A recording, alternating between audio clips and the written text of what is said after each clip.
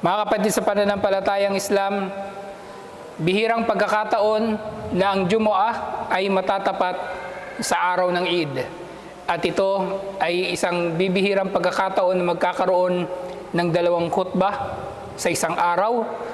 At ito ay pagkakataon naman na hindi natin panghihinayangan bagkus tayo ay magpapasalamat kay Allah Subhanahu wa Ta'ala dahil sa pagkakadoble ng mga mabubuting gawain na natitipon sa isang araw at pagdami ng gantimpala na maaring makamit ng tao sa loob ng isang araw. Mga kapatid sa pananampalatayang Islam, tunay na ang tao ay may tuturing na isang manlalakbay lamang dito sa mundo. Bakit? Dahil walang sino man sa atin ang mananatili dito sa mundo habang panahon. Gaano man siya kayaman o anuman ang kanyang taglay dito sa mundo, siya ay aabutan at aabutan ng kamatayan. Walang anumang bagay ang makapagliligtas sa kanya mula sa kamatayan, pagkakasakit, pighati, o anumang bagay na nakapagdudulot sa kanya ng pinsala sa mundong ito. Kahit kumuha siya ng daan-daang bodyguard, walang makapipigil sa tao na makapapatay sa kanya kung ito ay tatakda ni Allah Subhanahu wa Ta'ala. Kahit kumuha siya ng pinakamagagaling na mga doktor, kung itinakda ni Allah Subhanahu wa Ta'ala na siya ay mamamatay sa sakit, siya ay mamamatay pa rin. Kahit ano pang gawin niyang pag-iwas sa mga bagay-bagay na makapipinsala sa kanyang kalusugan o kaya ay makakaapekto sa kanyang katawan, katulad ng virus, ito ay hindi niya mapipigilan kung ito ay tinakda na ni Allah Subhanahu wa Ta'ala. Kaya tayong mga tao, tayong mga mananampalataya, tayong mga Muslim, kinikilala natin na ang buhay natin dito sa mundo ay panandalian lamang, kaya tayo ay hindi nagbubuhos ng ating ibayong pansin sa mga panandaliang bagay na naririto sa mundo. Bagos ang binibigyan nating diin ay ang buhay natin doon sa kabilang buhay na kung saan tayo mananatili habang panahon. Kung ito man ay sa paraiso na naririto ang lahat ng bagay na hinahangad ng tao, o doon sa impyerno na wala itong laman kundi ang pahirap at parusa ni Allah Subhanahu wa Ta'ala. Na ang paraiso, inihanda ito ni Allah Subhanahu wa Ta'ala para sa mga tao na mamubuhay at mamamatay alang-alang sa Kanya. Samantalang ang impyerno naman ay para doon sa mga tao na nabubuhay at namamatay ng sumusuway kay Allah Subhanahu wa Ta'ala. Sumusuway sa Panginoon na lumikha sa atin, sumusuway sa Diyos na marapat nating sambahin at pasalamatan dahil Siya ang nagbigay sa atin ng buhay. Siya ang nagbigay ng hangin na hinihinga natin. Siya ang nagbibigay ng lahat ng biyaya na pinapakinabangan natin na walang nagdulot ng mga ito liban pa sa Kanya, na hindi ito dinulot ng sino mang rebulto, ng sino mang Diyos-Diyosan na sinasamba ng mga tao. Mga kapatid sa pananampalatayang Islam, ang katotohanan ng pagiging manlalakbay ng tao dito sa mundo ay isang katotohanan na hindi natatanggap o hindi kinikilala ng maraming mga tao. Maraming mga taong namumuhay dito sa mundo na para bang sila ay mananatili dito habang panahon na ipinapako nila ang kanilang mga paa sa panandaliang mundo na meron dito. Ng tao, maaring mamumuhay siya ng matagal na panahon. Maaring mabubuhay siya hanggang sa 100 taon. Pero darating at darating ang panahon na siya ay manghihina. Siya ay magiging ulyanin na hindi na niya makikilala ang kanyang mga anak na kanyang pinagmamalaki, na di umano ay naging abogado, naging doktor o naging kung ano-ano. Siya ay darating sa panahon ng kanyang panghihina at pagiging ulyanin na rin na wala nang saysay sa kanya ang kanyang mga bahay, ang kanyang mga kotse, ang kanyang posisyon sa politika at iba't ibang mga bagay na pinapakinabangan niya. Buhay pa siya, pero hindi na niya pinapakinabangan ng mga bagay na ito na buong buhay niyang pinaghirapan. Paano pa kaya sa kabilang buhay kapag ipinasok na siya sa libingan na wala siyang madadala ni 5 o ni 1 sentimo mula sa kanyang mga pinaghirapan? Na kung meron mang papakinabangan ng tao mula sa mga bagay na meron siya dito sa mundo, doon sa libingan, ito ay ang kanyang mabubuting mga gawain. Ito ay ang kanyang pagtulong sa kapwa. At higit sa lahat, ito ay ang pagkakagawa niya ng pinakamabuti sa lahat ng kabutihan, at ito ay pagsamba sa nag-iisang Diyos ng walang katambal. At gayon din sa pag-iwas sa pinakamasama sa lahat ng kasamaan, at ito ay pagsamba sa iba pa, liban pa kay Allah subhanahu wa ta'ala. Napakasimpleng katotohanan, subalit napakahirap na maunawaan ng mga tao, lalong-lalo na kung sila ay nakalugmok sa paghahangad ng mga bagay-bagay na material na inaakala nilang sukatan ng kadakilaan, sukatan ng pagkalalaki, sukatan ng kagandahan, at iba't iba pang mga bagay-bagay na inaakala nilang nakapagdaragdag ng halaga ng kanilang mga buhay. Mga kapatid, sa pananampalatayang Islam, sinabi ni Propeta Muhammad sallallahu alaihi wasallam, kun fid dunya ka'annaka garibun o abirus sabil, na tayo bilang mga mananampalataya ay marapat na maging mga dayuhan o estranghero sa mundo na ito, o kaya ay manlalakbay. Nang ibig sabihin nito, katulad ng mga manlalakbay, hindi tayo nag-iipon ng mga material na bagay sa ating paglalakbay. Kapag naglalakbay ka, halimbawa papunta ka ng Bicol o papunta ka ng Ilocos, hindi ka magdadala ng lupa, hindi ka magdadala ng bahay, hindi ka magdadala ng mga bagay na mabigat. Ang dadalhin mo ay ang mga bagay-bagay, higit sa lahat ay yung papakinabangan mo doon sa patutunguhan mo, na maaaring magdadala ka ng pera o magdadala ka ng iyong pasalubong, pero hindi ka naman mag-iipon ng mga bagay-bagay na mula doon sa nadadaanan mo. Ganito ang halimbawa ng tao sa mundo. Dumadaan lamang tayo rito. Kaya walang saysay ang anumang bagay na titipunin natin dito, kung ito ay bagay na ipagyayabang lamang natin. Pipicturean natin, ilalagay sa Facebook, at ipagyayabang natin na ang nakamit nating malaking bahay, magandang sasakyan, o magandang babae ay nakamit natin dahil sa sarili nating galing o talino o ano pa mang bagay. Ang mundo na ito ay isinumpa, liban na lamang sa kung ano ang ginamit natin para sa kapakinabangan sa relihiyon na ito, para sa kapakinabangan sa magiging buhay natin sa kabilang buhay, para sa kapakinabangan ni Allah subhanahu wa ta'ala, sa kapakanan ng pagsamba natin kay Allah subhanahu wa ta'ala. Na si Allah subhanahu wa ta'ala, bagaman hindi niya kailangan na sasambahin natin siya, sambahin man natin si Allah subhanahu wa ta'ala o hindi madaragdagan o hindi mababawasan ng kanyang karangalan.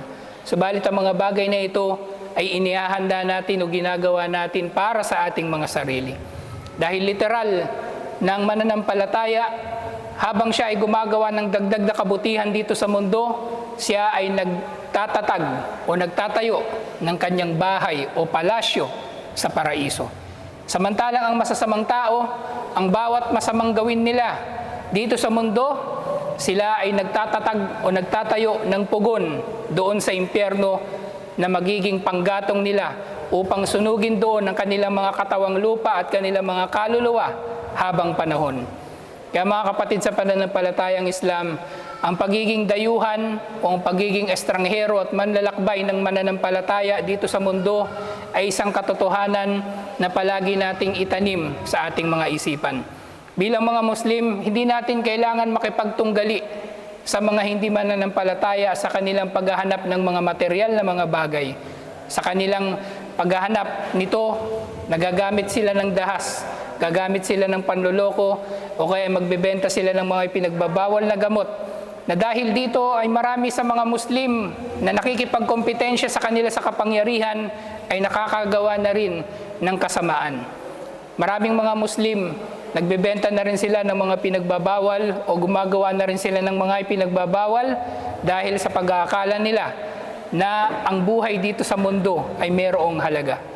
Pero walang halaga nga ang buhay dito sa mundo, liban na lamang kung ito ay buhay na gugugulin natin para sa Diyos at para sa pagiging matuwid natin sa ating mga sarili, sa kapakanan din ng ating pamilya at kapwa-tao. Mga kapatid, sa pananampalatayang Islam, ang araw na ito ay ang araw na tinatawag na Idul Adha. Ito ay araw ng pagsasakripisyo. Kaya Walang anumang bagay na meron dito sa mundo na mahalaga liban na lamang sa kung ano ang iniutos sa atin ni Allah subhanahu wa ta'ala.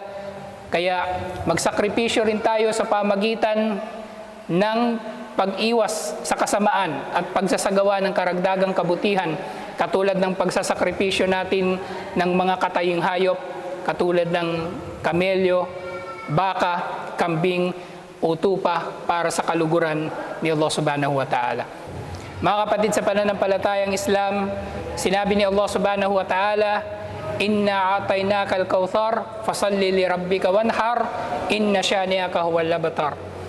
Na sinabi ni Allah subhanahu wa ta'ala, tunay na o Muhammad ay binibigay namin sa iyo ang al-kautsar. Ang al-kautsar, ito ang ilog sa paraiso na ibibigay ni Allah subhanahu wa ta'ala kay Propeta Muhammad sallallahu alaihi wasallam bilang espesyal na gantimpala sa kanya. At dito ay inutos din ni Allah subhanahu wa ta'ala kay Propeta Muhammad sallallahu alaihi wasallam at sa mga Muslim na rin sa pangkalahatan na tayo ay magtaguyod ng pagdarasal at pagkatay ng mga kataying hayop sa araw na ito ng Idul Adha. Na sa pag-uutos na ito ni Allah subhanahu wa ta'ala, ito ay utos sa pangkalahatan ng mga Muslim na tayo ay magsala at magkatay ng ating mga alagaing hayop. Pero ang pagkatay na ito, ang ritual ng pagkatay na ito ay hindi lamang sa pakinabang na magkakaroon tayo ng pagkain mula sa kambing o baka na kinatay natin. Ito ay ang pagsasakatuparan natin at pagsasabuhay ng mga dakilang aralin mula sa mga kaganapan na ito. Unang-una dito ay ang pagsunod natin sa ginawa ni Abraham alayhis salam.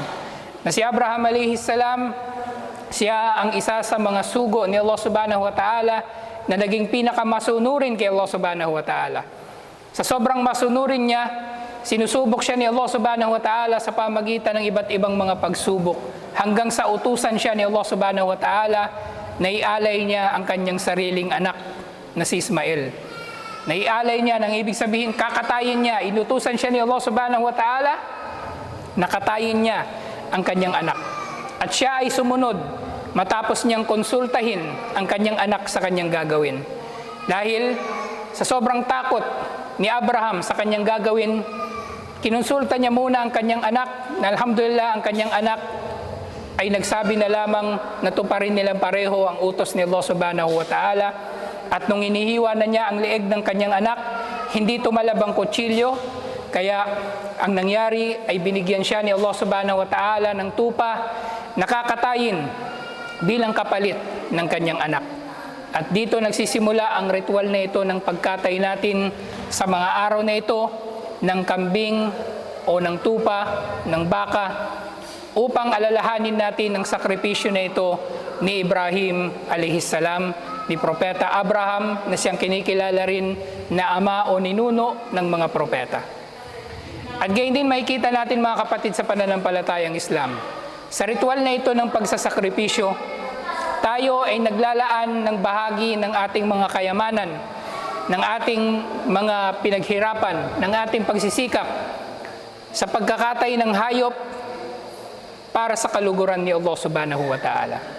Na kung titingnan natin dito sa Pilipinas, hindi biro na halaga ang halaga ng isang kambing.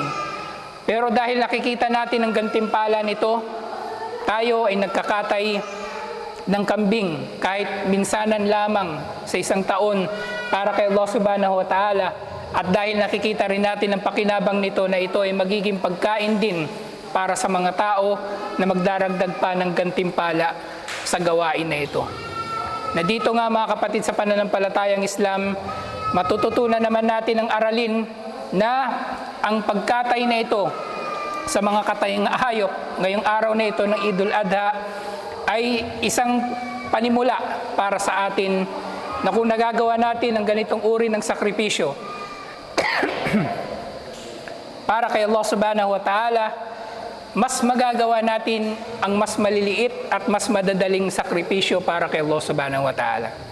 Katulad ng Katulad ng paggising sa umaga para magsala ng fajar sa tamang oras nito. ang pagdarasal sa 5 beses araw-araw sa abot ng ating makakaya. At iba't iba pang mga gawain na maaring mas madali pang gawin kaysa sa pagkatay o pagbili ng kambing na maaari naman nating gawin na hindi natin kailangan gumastos o hindi natin kailangan na magpakahirap. Ganito ang layunin ng mga gawain na ito. Hindi tayo inutusan ni Allah subhanahu wa ta'ala na gumawa ng anumang gawaing pagsamba ng walang saysay. Ang bawat gawain natin ay mayroong aral dito, mayroong leksyon na kung ating tutuparin sa pang-araw-araw nating pamumuhay, ay may sasabuhay natin ang isang pamumuhay na alang-alang kay Allah subhanahu wa ta'ala, dahil ang Muslim ay nabubuhay at namamatay alang-alang kay Allah subhanahu wa ta'ala. Katulad ng sinabi ni Allah subhanahu wa ta'ala kay Propeta Muhammad sallallahu alaihi wasallam, "Inna salati wa nusuki wa mahyaya wa mamati lillahi rabbil alamin la syarika lah." Na tunay na ang aking sala, ang aking buhay o ang aking pag-aalay, ang aking buhay at kamatayan, lahat ng ito ay para kay Allah subhanahu wa ta'ala ng nag-iisa at walang katambal. Kaya itanim natin ito sa ating mga puso at isipan at gawin nating mga pamantayan sa buhay, insyaAllah. Ng Muslim, hindi lamang siya Muslim kapag araw ng Eid. Hindi lang siya Muslim kapag Biyernes. Bagkus siya ay Muslim sa lahat ng panahon, sa lahat ng pagkakataon, mula sa kanyang panahon ng pagyakap sa pananampalatayang Islam o mula sa kanyang pagsilang hanggang sa kanyang kamatayan, insyaAllah.